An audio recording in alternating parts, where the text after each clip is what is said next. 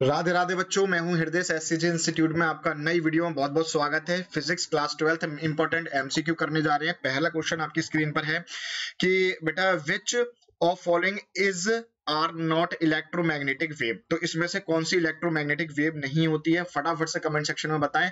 जिन बच्चों को पता है मैं भी आंसर बताऊंगा। तो जो इलेक्ट्रोमैग्नेटिक वेव नहीं होती है दैट इज बीटा रे। ठीक है, नेक्स्ट क्वेश्चन की तरफ बढ़ रहे हैं बेटा हम लोग। जिन बच्चों को इसके आंसर पता होंगे वो जल्दी से कमेंट सेक्शन में बताएगा ताकि हमें आइडिया लग जाए कि कितने बच्चे पढ़ते हैं। तो सेकंड क्वेश्चन है हमारे पास, which series of hydrogen spectrum does not lie in infrared reason.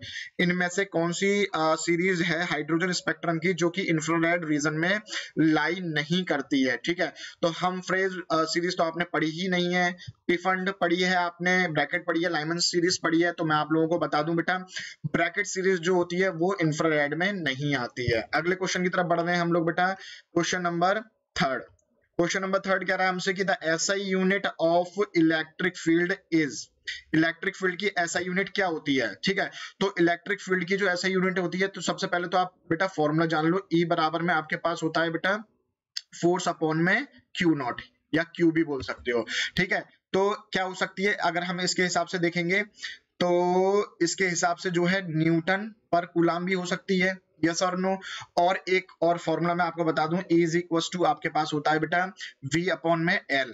V क्या होता है, वोल्टेज। ठीक है, और L क्या होती है, लेंथ होती है। तो वोल्ट पर मीटर भी हो सकती है। ठीक है, तो यहाँ पर आपके पास ऑप्शन ये भी दे रखा है, न्यूटन पर कूलाम और वोल्ट पर मीटर भी दे रखा है। तो ये दोनों ऑप्शन बिल्कुल सही हो सकते हैं। लेकिन इस एमसीक्यू में जो है आपको एक ही करेक्ट दे रखा होगा। बात करूं मैं सीबीएसई की, ठीक है, तो सीबीएसई में आपके पास एक ही दे रखा होगा और नीट में भी। लेकिन अगर जेई वगैरह की बात करी जा रही है तो आपके दो ऑप्शन भी ठीक हो सकते हैं। ठीक है, क्वेश्चन नंबर 4 की तरफ बढ़ रहे हैं हम बेटा। क्वेश्चन नंबर 4 है कि द म्यूचुअल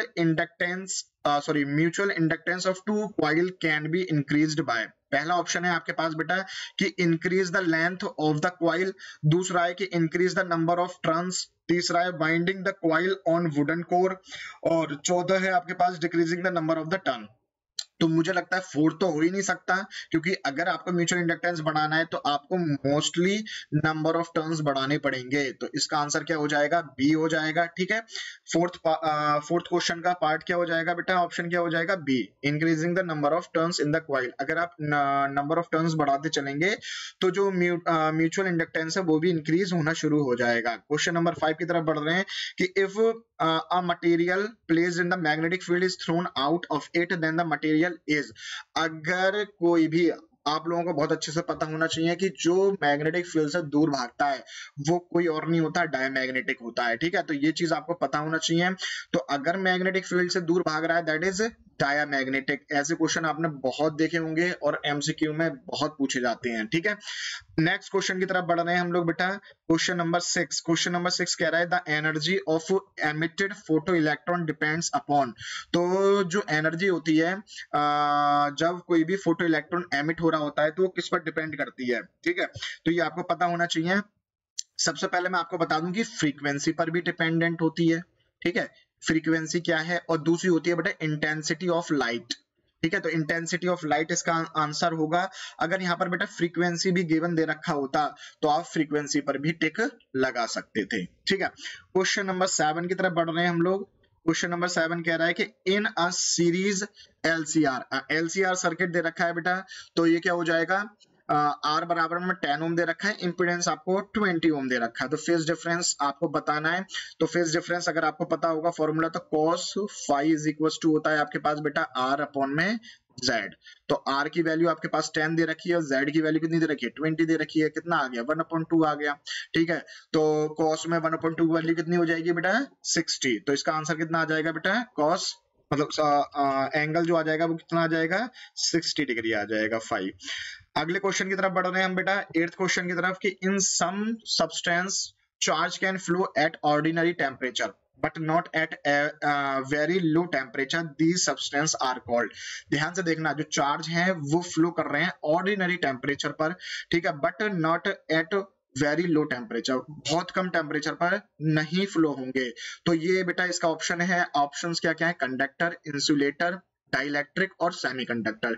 तो आप लोगों ने सेमीकंडक्टर वाले चैप्टर में पढ़ा होगा कि ऑर्डिनरी टेम्परेचर पर जो चार्ज फ्लो हो सकते हैं दैट इज कॉल्ड सेमीकंडक्टर। तो इसका आंसर क्या हो जाएगा बेटा, सेमीकंडक्टर हो जाएगा। नेक्स्ट क्वेश्चन की तरफ बढ़ रहे हैं हम लोग बेटा, क्वेश्चन नंबर 9।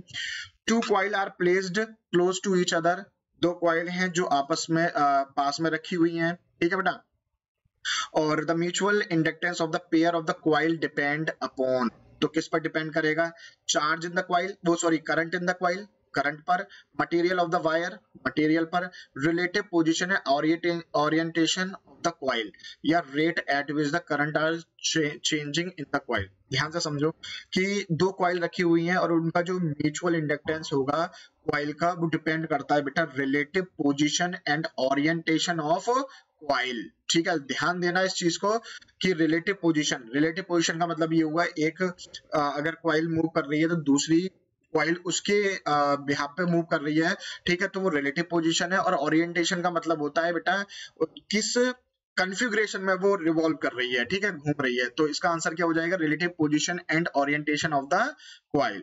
नेक्स्ट क्वेश्चन की तरफ बढ़ते हैं बेटा।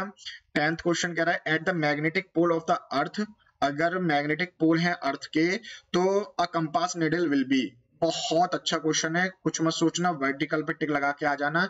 इसका आंसर क्या हो जाएगा बेटा, वर्टिकल हो जाएगा। अगर क्या नाम है आप मैग्नेटिक पोल ऑफ अर्थ पर खड़े हुए हैं तो जो निडल है वो वर्टिकली क्या करने शुरू हो जाएगी बेटा, मूव करनी शुरू हो जाएगी। ठीक है, नेक्स्ट क्वेश्चन की तरफ बढ़ रहे हैं हम। 11th question, the length of conductor is half, अगर मैंने जो लेंथ है मेरे पास वो क्या कर दी, मैंने हाफ कर दी, ठीक है, एल डैश जो है मैंने हाफ कर दी, then the conductance will be, जो कंडक्टेंस होगा वो कितना हो जाएगा, तो कंडक्टेंस पे कोई भी फर्क नहीं पड़ता है क्योंकि वो क्या होता है बेटा, इंडिपेंडेंट ऑफ लेंथ होता है। यस और नो, ध्यान रह जाएगी वाली बात।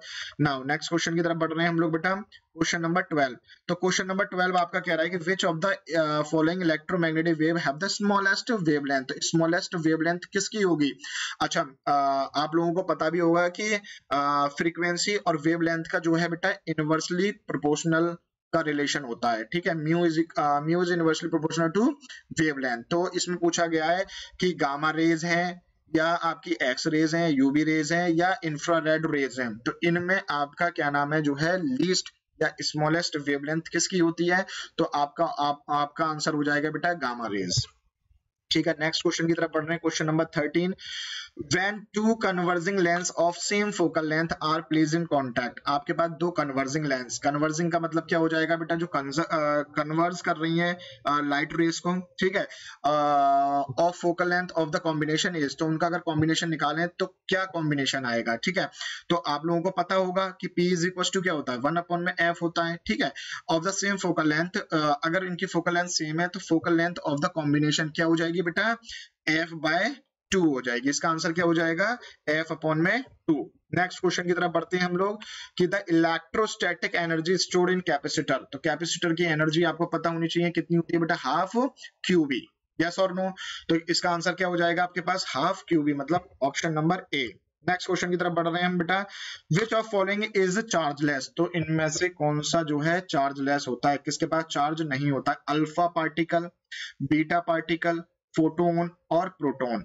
देखिए अल्फा पार्टिकल्स क्या होते हैं आपके, हीलियम 2+, ठीक है, तो इस पर भी तो चार्ज आ रहा है, बीटा पार्टिकल्स पे भी चार्ज होता है और प्रोटॉन पर भी चार्ज होता है, लेकिन जो प्रोटॉन होते हैं वो सॉरी फोटोन जो होते हैं उन पर क्या होता है, चार्ज नहीं होता है। तो इसका आंसर क्या हो जाएगा बेटा, सी हो जाएगा। नेक्स्ट क्वेश्चन की तरफ बढ़ रहे हैं हम लोग, Huygens wave theory of light can not explain, तो जो हाइजेन प्रिंसिपल था वो क्या एक्सप्लेन नहीं करता है। आप लोगों ने डिफ्रैक्शन भी पढ़ा होगा, इंटरफेरेंस भी पढ़ा होगा, पोलराइजेशन भी पढ़ा होगा, परंतु आपने फोटो इलेक्ट्रिक इफेक्ट नहीं पढ़ा होगा इस चैप्टर में। तो इसका आंसर क्या हो जाएगा आपका, फोटो इलेक्ट्रिक इफेक्ट। ठीक है, नेक्स्ट क्वेश्चन की तरफ पढ़ रहे हैं हम बेटा कि electric field at a point near the infinite sheet thin sheet of charged conductor, तो क्या नाम है जो है इलेक्ट्रिक फील्ड फाइंड आउट करनी है। अगर इनफाइनाइट शीट हमारे पास दे रखी है जो कि चार्ज्ड है तो क्या नाम है उसकी इलेक्ट्रिक फील्ड कितनी होगी, बताइए बेटा। तो इसकी होती है बेटा सिग्मा अपॉन में 2 एप्सिलॉन नॉट। ठीक है, ये ड्राइव्ड करके भी आता है इलेक्ट्रिक फील्ड का फॉर्मूला, ध्यान रखना। आपका सिग्मा जो होता है वो चार्ज डेंसिटी होती है। ठीक है, नेक्स्ट क्वेश्चन की तरफ बढ़ रहे हैं हम लोग, कि which radiation in sunlight cause heating effect, ऐसी कौन सी रेडिएशन होती है जो हीटिंग इफेक्ट क्रिएट करती है। ठीक है, तो बहुत बच्चों का आंसर होगा अल्ट्रावायलेट, परंतु नहीं, इसका आंसर क्या होगा बेटा, इंफ्रारेड, ध्यान रखना। ठीक है, नेक्स्ट क्वेश्चन की तरफ बढ़ रहे हैं हम बेटा, क्वेश्चन नंबर 19 कि which of the following is an example of diamagnetic substance. तो डायमैग्नेटिक सब्सटेंस क्या होते हैं, मैंने अभी पहले भी डिस्कस करा था आप लोगों से। डायमैग्नेटिक सब्सटेंस क्या होते हैं, जो मैग्नेटिक फील्ड से दूर भागते हैं। ठीक है, तो इनमें से 4 ऑप्शन दे रखे हैं, कॉपर, निकिल, एल्युमिनियम और आयरन। ठीक है, तो इसका जो आंसर है आपको याद रखना है कॉपर। कॉपर जो होता है वो डायमैग्नेटिक सब्सटेंस का एग्जांपल होता है। लास्ट क्वेश्चन है हमारे पास बेटा, यहाँ पर ऑप्शन लिखने रह गए हैं क्योंकि जो है थोड़ी प्रॉब्लम हो गई थी। मैं आपको बता देता हूं कि if the circuit consist of inductance L, अगर L हमारे पास इंडक्टेंस है, कैपेसिटेंस जो है वो C है और रेजिस्टेंस R दे रखी है, तो आपको बस रेजोनेंट फ्रीक्वेंसी जो है आपको याद रखनी है। फ्रीक्वेंसी, रेजोनेंट फ्रीक्वेंसी होती है बेटा आपकी 1/2 पाई अंडर रूट LC, ये आपकी रेजोनेंट फ्रीक्वेंसी है। डायरेक्ट फॉर्मूला पूछा गया है। ठीक है, तो ऑप्शन नहीं लिख पाए हम क्योंकि क्या नाम है बेटा, पीपीटी में थोड़ी प्रॉब्लम आ रही थी इस चक्कर में। ठीक है, तो रेजोनेंट फ्रीक्वेंसी का जो फॉर्मूला होगा वो होगा 1/2 पाई अंडर रूट LC। ठीक है, तो ये 20 क्वेश्चन थे। अगर आपको वीडियो अच्छी लगी हो बेटा तो लाइक करें, कमेंट करें, और thank you for watching this video. Like करें, कमेंट करें, चैनल को सब्सक्राइब कर लें और अपने फ्रेंड के साथ शेयर कर दें। मिलते हैं नेक्स्ट वीडियो में, जब तक के लिए राधे।